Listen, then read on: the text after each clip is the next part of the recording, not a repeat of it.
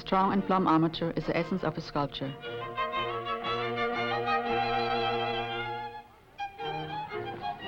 Mama, look at my pretty egg. Oh, how pretty.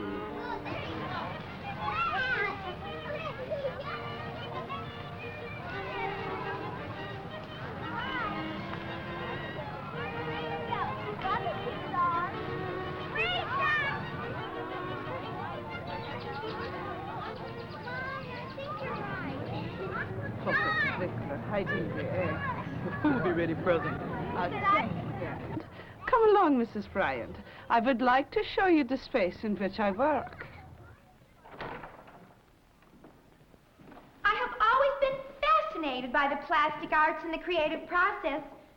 Politics seems so far removed from sculpture. Not too far. Many of my models have been politicians.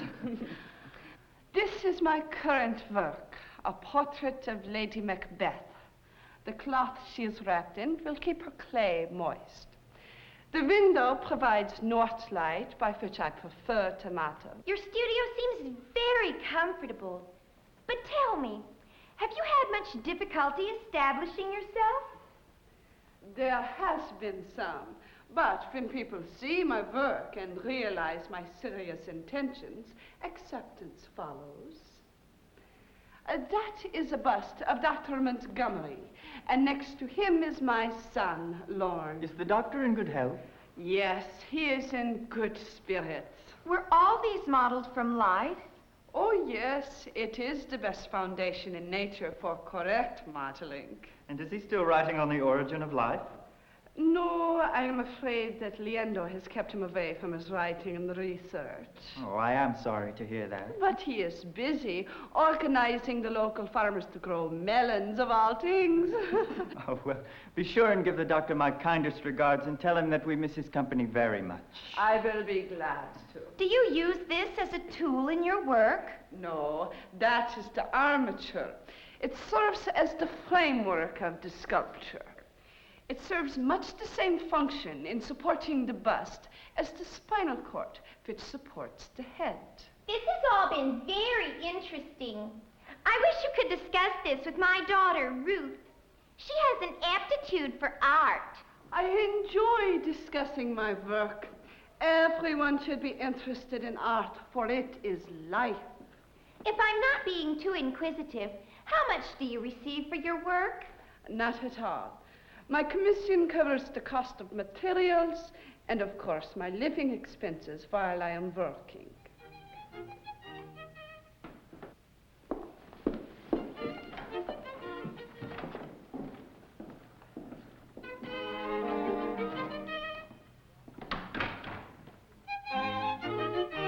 Wealth and speed are the things the world admires and for which all men strive.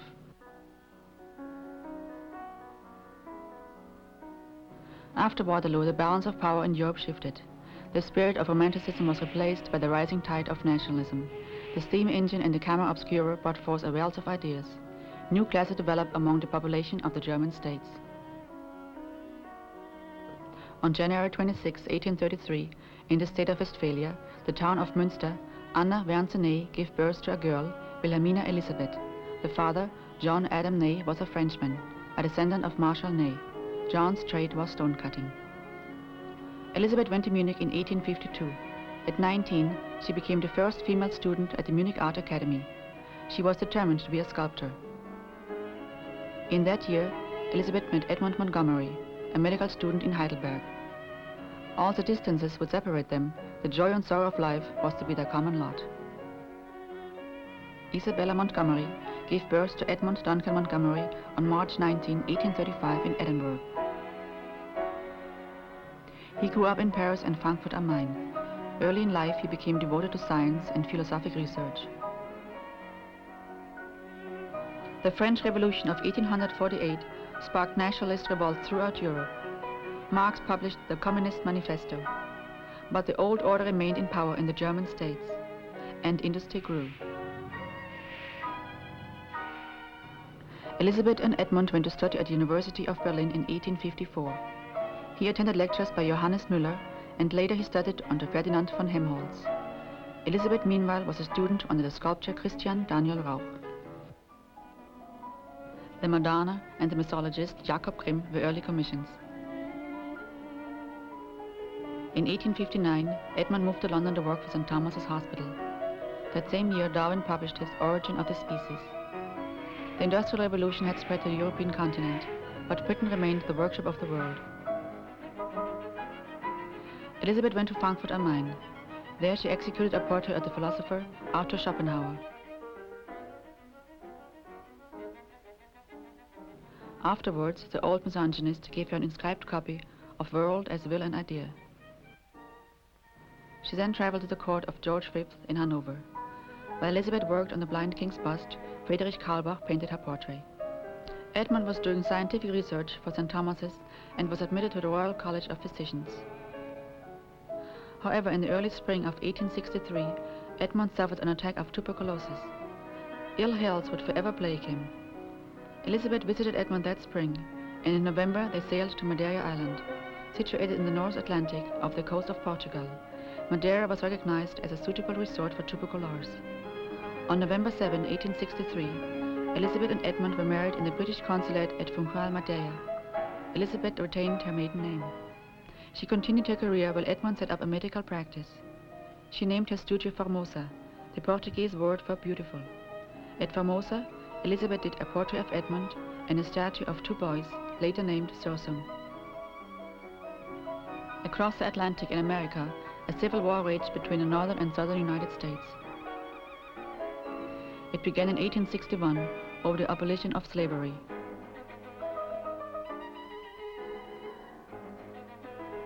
Finally, 4 years later, the Confederacy surrendered. The Union was preserved as an era of Reconstruction began. In the fall of 1865, Ney and Montgomery left Madeira and made Italy their home. Elizabeth went to Cabrera Island and executed a bust of the Italian patriot Giuseppe Garibaldi.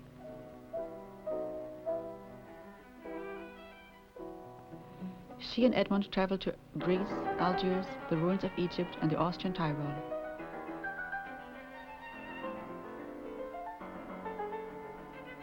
It was while they were in Austria that Crescentia Sima joined them as their housekeeper.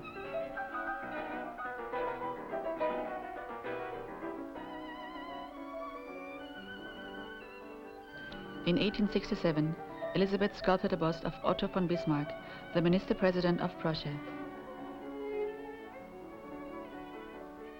It was finished in time to be exhibited with the Garibaldi portrait at the Paris International Exhibition. Early in 1868, Elizabeth, Edmund and Sensi moved to a studio home in Munich. Art and culture flourished in Munich at that time, and Elizabeth received numerous commissions. Her most prestigious work was a statue of Ludwig II, King of Bavaria and patron of the arts.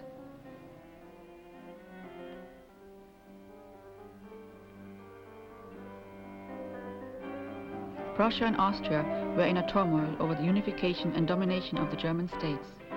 Prussia waged the 7 Weeks' War in 1866, which resulted in the North German Confederation. This war ended Austria's influence in Germany. The southern German states, including Bavaria, were still independent. Bismarck wanted total unification with Prussian domination. His iron and blood policy forced the German states into the French-Prussian War in the summer of 1870. With Prussian domination imminent, Elizabeth and Edmund left Bavaria. In January 1871, Elizabeth Ney, Edmund Montgomery, and Crescentia Sima immigrated to the United States. By February, Prussia had conquered all of France, including Paris. I have reveled in poetry of various tongues, and have pondered the foremost thought of all ages. Yet, day after day, year after year, I've found myself silently riveted to the microscope. I have met with nothing as fascinating as the magic cycle of visible activities which constitute life.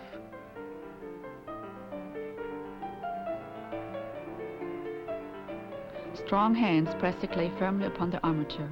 From a clumsy and shapeless mass, the clay becomes a human form.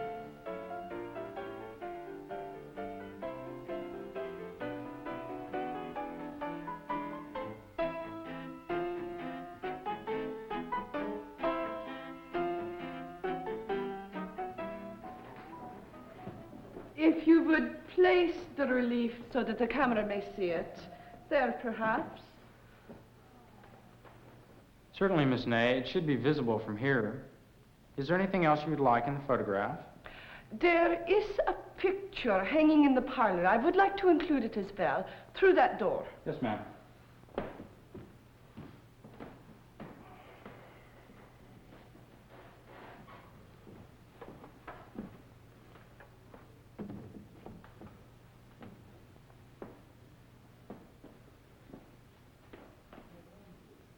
It should be clearly visible there, Miss Ney. Is that the position you want, right profile to the camera? Yes. I will strike a working position as if I am modeling to clay. Let me make a few adjustments to the camera, then we'll be ready for the photograph. Please hold your position while I check the sunlight.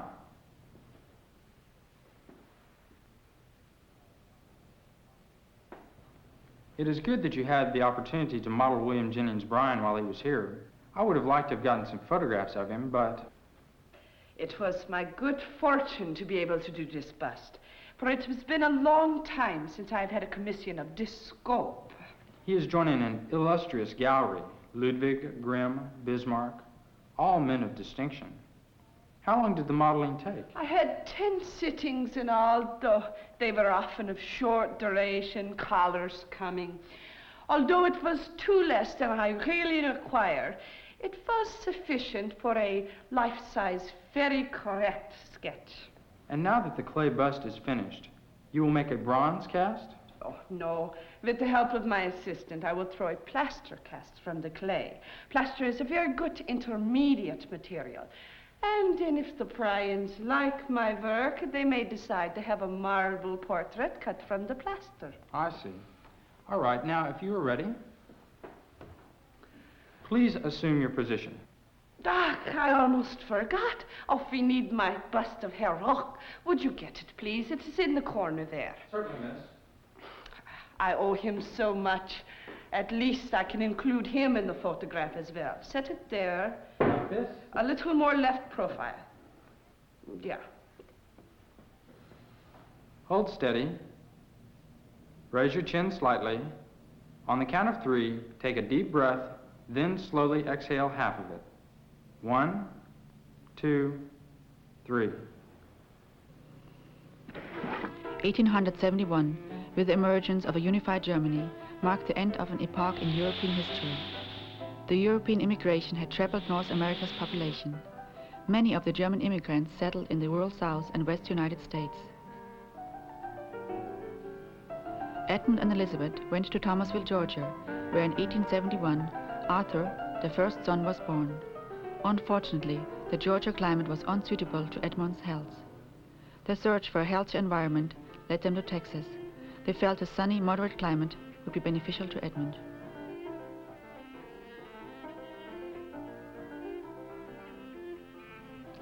Leonard Gross acquired a land grant in East Texas. In 1853, he built a southern colonial home there. On March 4, 1873, Elizabeth Ney and Edmund Montgomery bought the 1,100-acre Leander plantation from Gross.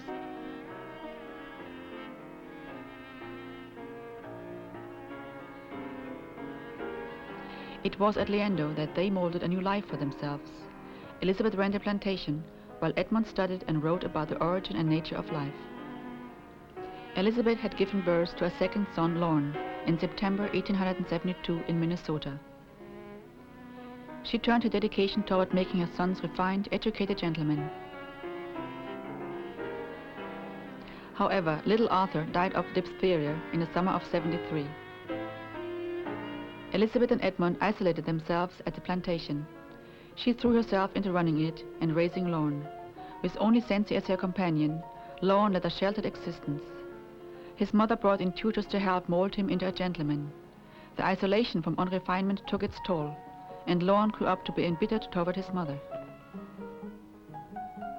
During the isolation at Leander, the world had changed. Germany was different. The old and familiar was no more. In the United States, the Civil War was history, although the North was still industrial and the South rural. Manifest Destiny and the Monroe Doctrine made America a peaceful country with unlimited resources. In America, anything was possible, as flights of the imagination could become reality.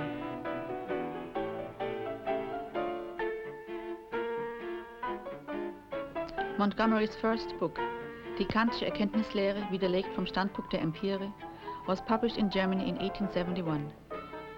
The next 20 years were the most productive and significant of Edmund's philosophic and scientific career. The doctor spent his first 5 years at Leander studying and experimenting with simple organisms. He was examining their minute activities to solve the origin and nature of life. After this 5-year hiatus from writing, Edmund began contributing to the leading journals of science and philosophy in America, England, and Germany. Monero and the Problem of Life by Dr. Edmund Montgomery appeared in Popular Science magazine 7 years after his last publication. He declared that organization is vital to the life process of the cell. Edmund's view went against the popular theories of the day and was ahead of its time. While Edmund was expounding his views, Elizabeth toiled and struggled with the plantation. Without cheap labor and under the depressed market conditions, farming on a large scale was unprofitable. Each year the financial burden of the plantation became greater. Lorne developed a rebellious and domineering nature. This caused Edmund in 1887 to take him east to Swarthmore College, where he could be properly disciplined. These difficulties weighed heavily on Elizabeth. To ease them, she returned to her sculpture. She did a portrait of Lorne and busts of the German consul Julius Runge and his wife, Johanna. In 1892, Elizabeth was offered a commission by a women's committee who were selecting works for the Texas building at the Columbian Exposition in Chicago. The commission was to only cover the materials for 2 statues. These statues were of General Sam Houston and Stephen F. Austin. Late in 1892, Elizabeth Ney built a new Formosa studio in Austin. She became the first practicing sculptor in Texas. Also, finances and acceptance as an artist were hard to obtain. Elizabeth's skillful determination overcame those difficulties. Leander remained their home, and Edmund stayed behind to run it. He relinquished much of his isolation. The doctor became a county commissioner. He gave public lectures, and he wrote another book. Woman is endowed with superior intuitive imagination and discernment. Does she not seem preeminently destined for artistic achievement?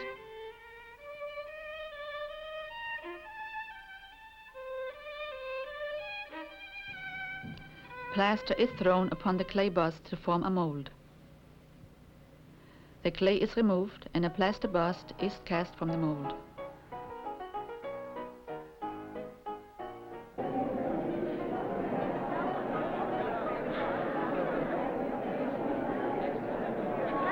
Ladies and gentlemen, please remember the occasion. It is my honor to welcome you all here to this festive occasion. It is perhaps fitting that we are gathered here on the late General Robert E. Lee's birthday to honor 2 heroes of the Republic of Texas. It is my honor to present the woman who will unveil the statues, Mrs. Ella DeBrell.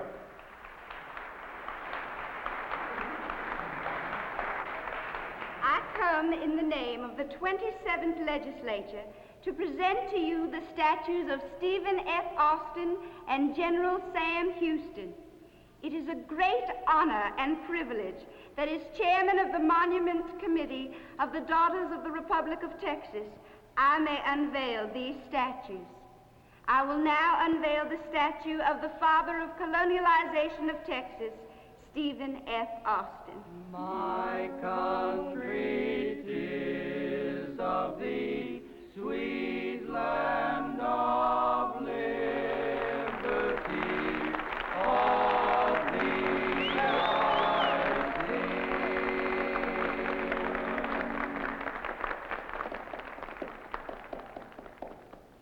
Now I will present to you the statue of General Sam Houston. At this time, I would like to call upon a great-grandson of the General, Will Sam Houston Hearn please come forward to assist me?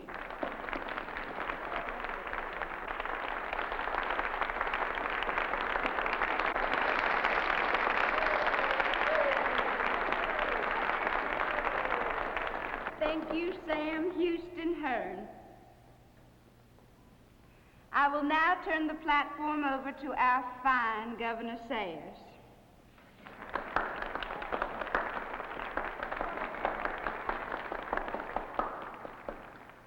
This is a proud moment in the history of our great Commonwealth. In behalf of the people of the state of Texas, I accept these statues of pure Italian marble executed by one of the foremost artists of our time, Miss Elizabeth Ney.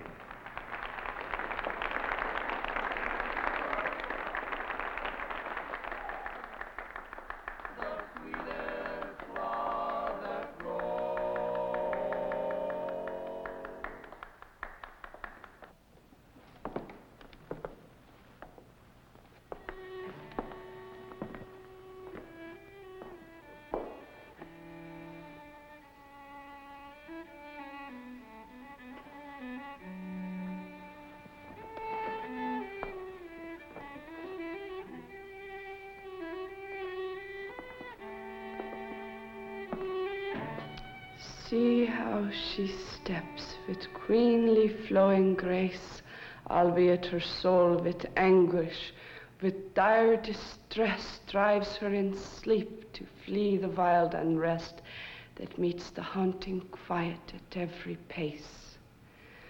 No wringing hands can wipe the gory trace. Too deep it has defiled the loving breast, and left the tortured mind in dread unblessed. In vain she turns from it her sightless face. The night that wrought from dust her beauteous form ensouled it with a spark of righteousness. With ruthless pride she quenched the sacred flame to shiver now, distraught and comfortless. Bereft of all her winsome human claim, a piteous sight of blasted haughtiness.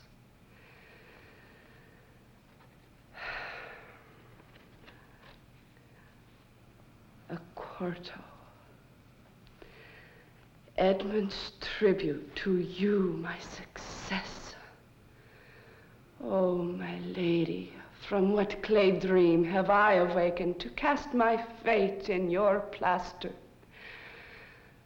Certainly the burden of the plantation would have crushed me, but was it a vengeance to leave him there? Certainly the power of his influence is marvelous, has always been so in every situation. And what of his own progress?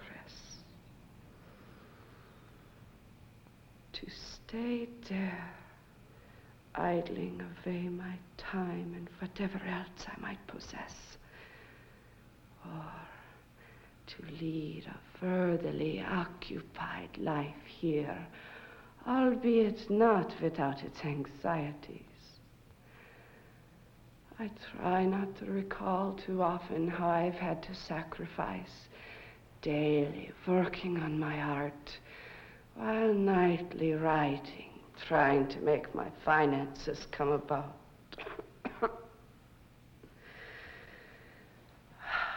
I am not young anymore. My life shall soon have ebbed away. The positiveness and earnest determination which conquered before is short-lived, if it still exists. If I had to think that it was all to please me, to bring renown to me alone, I would weep.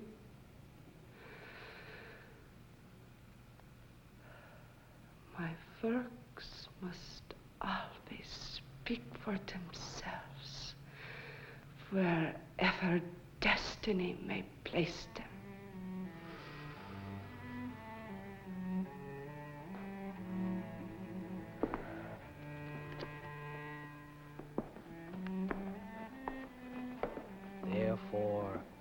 Sursum, Sursum Cordia, uplift the heart and onward, upward with unfaltering zeal.